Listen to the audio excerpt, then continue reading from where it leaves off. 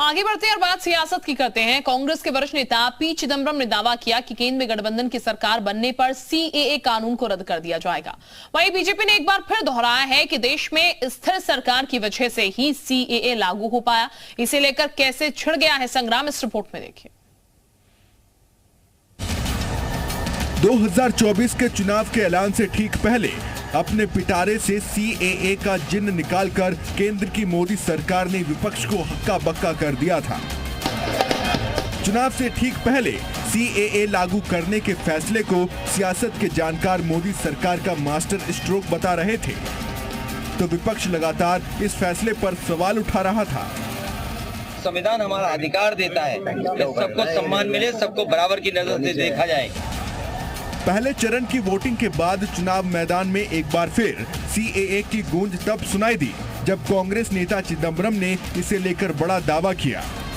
उन्होंने कहा कि केंद्र में इंडिया गठबंधन की सरकार बनने पर सीएए कानून को रद्द कर दिया जाएगा।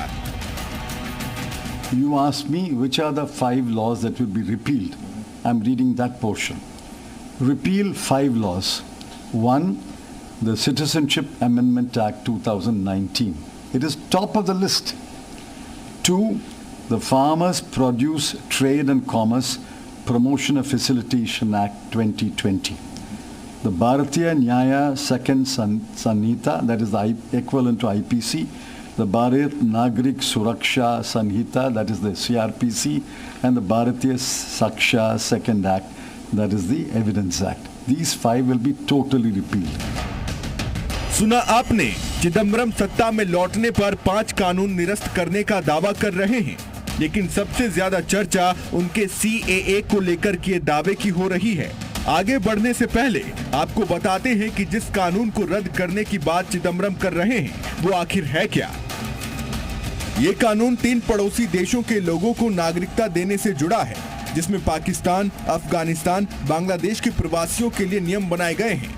सीएए से 3 देशों के 6 गैर मुस्लिम लोगों को नागरिकता देने का प्रावधान है। तीनों देशों में रहने वाले अल्पसंख्यक हिंदू, सिख, बौद्ध, जैन, पारसी और ईसाई इसके तहत अपनी नागरिकता हासिल कर सकते हैं।